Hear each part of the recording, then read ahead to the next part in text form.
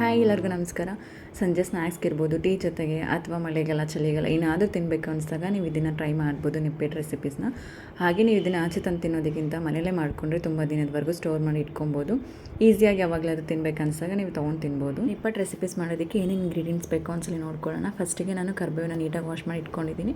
ಹಾಗೆ ಸ್ವಲ್ಪ ಜೀರಿಗೆ ಮತ್ತು ಬಿಳಿ ಎಳ್ಳು ತೊಗೊಬೇಕು. ಮತ್ತು ಉಪ್ಪು, ರುಚಿಗೆ ಎಷ್ಟು ಬೇಕಷ್ಟು ಉಪ್ಪು ಮತ್ತು ಚಿಲ್ಲಿ ಪೌಡ್ರು, ಹಾಗೆ ಅಕ್ಕಿ ಹಿಟ್ಟು ಮತ್ತು ಕಡಲೆ ಬೀಜ ಮತ್ತು ಹುರ್ಗಡ್ಲೆ ಸೇಮ್ ಕ್ವಾಂಟಿಟಿ ಇರಬೇಕು. ನಾವು ಎಷ್ಟು ತೊಗೊತೀವಿ ಕಡಲೆ ಬೀಜ ಅಷ್ಟೇ ಹುರ್ಗಡ್ಲೆನೂ ತೊಗೊಬೇಕು.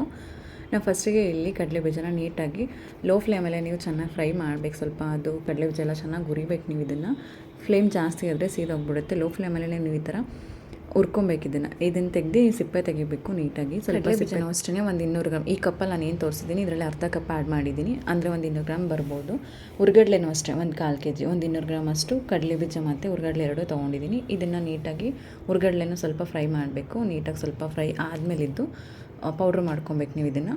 ಹಾಗೆ ಕಡಲೆ ಬೀಜನೂ ಅಷ್ಟೇ ಫುಲ್ ನುಣ್ಣಗೆ ಬೇಡ, ಸ್ವಲ್ಪ 1-2 ಸಲ ಆನ್ ಮತ್ತು ಆಫ್ ಮಾಡಿದ್ರೆ ಸಾಕಾಗುತ್ತೆ. ಕಡಲೆ ಬೀಜನೂ ಅಷ್ಟೇ ಅದು ತಣ್ಣಗಾದ್ಮೇಲೆ ಸಿಪ್ಪೆ ತೆಗೆದು ಅದನ್ನು ಮಿಕ್ಸಿಲಿ ಇದೇ ಥರನೇ ಆನ್ ಮತ್ತು ಆಫ್ ಮಾಡಿ ಪೌಡ್ರ್ ಮಾಡ್ಕೊಬೇಕು. ನೀಟಾಗಿ ಫುಲ್ ಪೌಡ್ರ್ ಮಾಡಬಾರ್ದು, ಸ್ವಲ್ಪ ತರ್ತರಿಯಾಗಿರಬೇಕು. ನೀವು ನಿಪ್ಪಟ್ಟು ಮಾಡಿದಾಗ ಅದು ಕಡಲೆ ಬೀಜ ಸಿಗ್ತಾ ಇರುತ್ತೆ.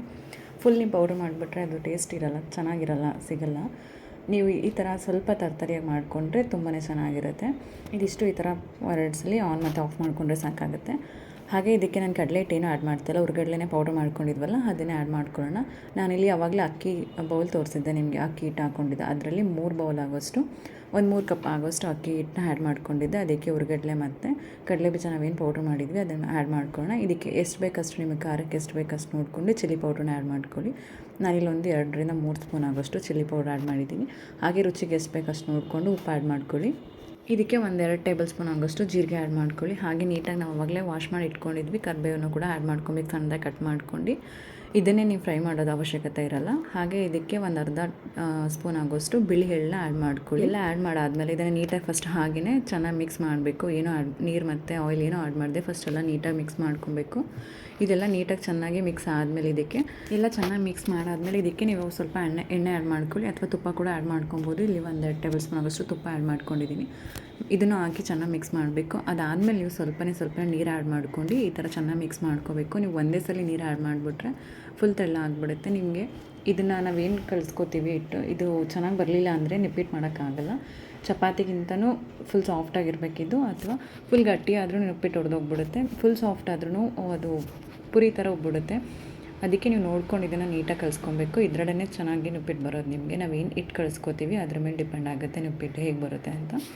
ನೀಟಾಗಿ ನೀವು ಇದನ್ನು ಮಿತ್ಕೊಂಡು ಚೆನ್ನಾಗಿ ಕಲಿಸ್ಕೊಂಡ್ರೆ ಚೆನ್ನಾಗಿ ಬರುತ್ತೆ. ನೀವು ನಿಪ್ಪಟ್ಟನ್ನ ಕಳಿಸಿ ಒಂದು 5 ಮಿನಿಟ್ಸ್ ಹಾಗೆ ಬಿಟ್ಬಿಡಿ. ನಾನು ಈ ಪೇಪರ್ನ ಫಸ್ಟ್ ನಿಮಗೆ ತೋರಿಸಿದ್ದೆ, ಸಿಲಿಕಾನ್ ಪೇಪರ್ ಇದ್ದು ಆನ್ಲೈನಲ್ಲಿ ನಿಮಗೆಲ್ಲ ಸಿಗುತ್ತೆ. ಅಕ್ಕಿ ರೊಟ್ಟಿ ಮಾಡೋದಕ್ಕೆ ಅಥವಾ ಈ ಥರ ಏನಾದರೂ ಖಾದ್ಯಗಳು ಮಾಡಬೇಕಾದ್ರೆ ನಿಮಗೆ ಈಸಿಯಾಗಿ ಹೆಲ್ಪ್ ಆಗುತ್ತಿದ್ದು.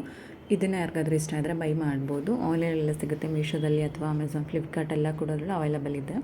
ಇದರಲ್ಲಿ ನೀವು ಪ್ರೆಸ್ಸಿಂಗಲ್ಲಿ ಕೂಡ ಮಾಡ್ಕೊಬೋದು, ಅಥವಾ ಪ್ರೆಸ್ಸಿಂಗಲ್ಲಿ ಏನಾದರೂ ನಿಮಗೆ ಸ್ವಲ್ಪ ದೊಡ್ಡ ಇದೆ ಮತ್ತು ದಪ್ಪ ಇದೆ ಅಂತ ಅಂದರೆ ಬರೀ ಪೇಪರ್ಗೆ ಸ್ವಲ್ಪ ಆಯಿಲ್ ಹಾಕಿ ಈ ಥರ ನೀವು ಕೈಯಲ್ಲೇ ಕೂಡ ತಟ್ಕೊಬೋದು, ಈಸಿಯಾಗಿ ಮಾಡ್ಕೊಬೋದು. ನೀವು ಇದನ್ನು ತೋರಿಸ್ತಾ ಇದ್ದೀನಿ ನೋಡಿ, ಸಣ್ಣ ಉಂಡೆ ಮಾಡ್ಕೊಂಡು ಸ್ವಲ್ಪನೇ ಎಣ್ಣೆ ಈ ಥರ ಪೇಪರ್ ಮೇಲೆ ಆ್ಯಡ್ ಮಾಡ್ಕೊಂಡು ನೀವು ಕೈಯಲ್ಲೇ ತಟ್ಕೊಂಡ್ರೆ ಈಸಿಯಾಗಿ ಯಾವುದೇ ಥರ ಪ್ರೆಸ್ಸಿಂಗ್ ಏನೂ ಬೇಡ, ಕೈಯಲ್ಲೇ ಮಾಡ್ಕೊಬೋದು. ಮಾಡಿ ಎಣ್ಣೆ ಕಾದಾದ್ಮೇಲೆ ಇದನ್ನು ನೋಡ್ಕೊಂಡು, ಎಣ್ಣೆ ಕಾಯೋಕ್ಕೂ ಮುಂಚೆ ನೀವು ನಿಪ್ಪಟ್ಟು ಆ್ಯಡ್ ಮಾಡಬಾರ್ದು, ಎಣ್ಣೆ ನೀಟಾಗಿ ಕಾಯಬೇಕು. ನಾನು ಇಲ್ಲಿ ಆಲ್ರೆಡಿ ಎಣ್ಣೆ ಕಾಯಕ್ಕೆ ಇಟ್ಕೊಂಡಿದ್ದೆ. ಇದಕ್ಕೆ ನಾವು ಏನು ತಟ್ಟಿಟ್ಕೊಂಡಿದ್ವಿ ನಿಪ್ಪಟ್ಟನ್ನ ಇದನ್ನು ಆ್ಯಡ್ ಮಾಡ್ಕೊಳ್ಳೋಣ. ನೀವು ನಿಪ್ಪಟ್ಟು ಎಣ್ಣೆಗೆ ಹಾಕಿ ತಕ್ಷಣವೇ ಫಸ್ಟೇ ನೀವು ಮತ್ತೆ ಅದನ್ನು ತಿರುವಾಕೋದು ಮತ್ತು ಅದನ್ನು ಮುಟ್ಟಕ್ಕೆ ಹೋಗ್ಬಾರ್ದು, ಅದು ಹೊಡೆದೋಗ್ಬಿಡುತ್ತೆ. ಸ್ವಲ್ಪ ಅದು ಬೆಂದಿದೆ ಅಂತ ಅನಿಸಿದಾಗ ನೀವು ಈ ಥರ ಮತ್ತೆ ಹಾಕಿ ಮತ್ತೆ ಬೇಯಿಸಬೇಕು. ಫುಲ್ ಬ್ರೌನ್ ಆಗಬಾರ್ದು. ಫುಲ್ ಬ್ರೌನ್ ಆಗಿಬಿಟ್ರೆ ಸೀದೋಗ್ಬಿಡುತ್ತೆ. ಈ ಥರ ಕಲರ್ ಸ್ವಲ್ಪ ಗೋಲ್ಡಿಶ್ ಚೇಂಜ್ ಆಗ್ತಿದೆ ಅಂದಾಗ ನೀಟಾಗಿ ತೆಗೆದುಬಿಡಿ. ಇದನ್ನು ನೋಡೋದ್ರಲ್ಲ ಎಷ್ಟು ಈಸಿಯಾಗಿ ಕಮ್ಮಿ ಟೈಮಲ್ಲಿ ನೀವು ಇದನ್ನು ಮಾಡ್ಕೊಬೋದು. ಸಂಜೆ ಸ್ನ್ಯಾಕ್ಸ್ಗೆ ಇರ್ಬೋದು, ಅಥವಾ ಏನಾದರೂ ತಿನ್ಬೇಕು ಅನ್ನಿಸ್ದಾಗ ತಿಂಡಿನ ಆಚೆ ತಂದು ತಿನ್ನೋದಕ್ಕಿಂತ ನಾವು ಮನೆಯಲ್ಲೇ ಮಾಡ್ಕೊಳ್ಳೋದ್ರಿಂದ ಹೆಲ್ತಿಯಾಗಿ ಕೂಡ.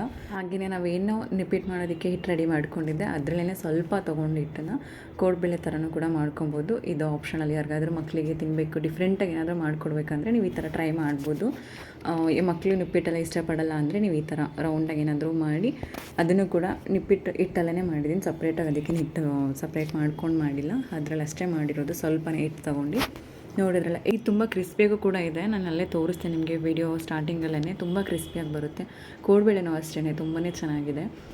ಇದಕ್ಕೇನು ಸಪ್ರೇಟ್ ಹಿಟ್ಟು ರೆಡಿ ಮಾಡ್ಕೊಂಡು ಮತ್ತೆ ಮಾಡೋದಕ್ಕಿಂತನೂ ಅದೇ ಹಿಟ್ಟಲ್ಲಿ ಸ್ವಲ್ಪ ಆಗುತ್ತೆ ಅಂತ ಮಾಡಿರೋದು. ಇದು ಕೂಡ ತುಂಬಾ ಚೆನ್ನಾಗಿ ಬಂತು. ಏನಾದರೂ ತಿನ್ನಬೇಕು ಅನ್ನಿಸ್ದಾಗ ಆಚೆ ತಂದು ತಿನ್ನೋದಕ್ಕಿಂತನೂ ನಾವು ಮನೆಯಲ್ಲೇ ಇರೋವಂಥ ಇಂಗ್ರೀಡಿಯೆಂಟ್ಸ್ನ ಮಾಡ್ಕೊಳ್ಳೋದ್ರಿಂದ ಹೆಲ್ತ್ಗೂ ಕೂಡ ತುಂಬಾ ಒಳ್ಳೆಯದಿರುತ್ತೆ. ಸಂಜೆ ಟೈಮಲ್ಲಿ ಅಥವಾ ಏನಾದರೂ ತಿನ್ಬೇಕು ಅನ್ನಿಸ್ದಾಗ ಮನೆಯಲ್ಲೇ ಆಲ್ರೆಡಿ ನಾವು ಮಾಡಿ ಇಟ್ಕೊಂಡ್ರೆ ಹೋಗ್ತಾ ಬರ್ತಾ ತಿನ್ಬೋದು. ನಿಮ್ಗೆ ಈ ರೆಸಿಪಿ ಇಷ್ಟ ಆದರೆ ಒಂದ್ಸಲ ಟ್ರೈ ಮಾಡಿ. ಹಾಗೆ ನನ್ನ ಚಾನಲ್ಗೆ ಯಾರು ಸಬ್ಸ್ಕ್ರೈಬ್ ಮಾಡ್ಕೊಂಡಿಲ್ಲ, ಸಬ್ಸ್ಕ್ರೈಬ್ ಮಾಡ್ಕೊಂಡು ವಿಡಿಯೋ ನೋಡಿ. ಯಾರು ಸಬ್ಸ್ಕ್ರೈಬ್ ಮಾಡ್ಕೊಂಡಿದ್ದೀರಾ ಎಲ್ಲರಿಗೂ ಥ್ಯಾಂಕ್ ಯು ಅಂತ ಹೇಳ್ತಾ ನೆಕ್ಸ್ಟ್ ವಿಡಿಯೋದಲ್ಲಿ ಸಿಗೋಣ. Thank you.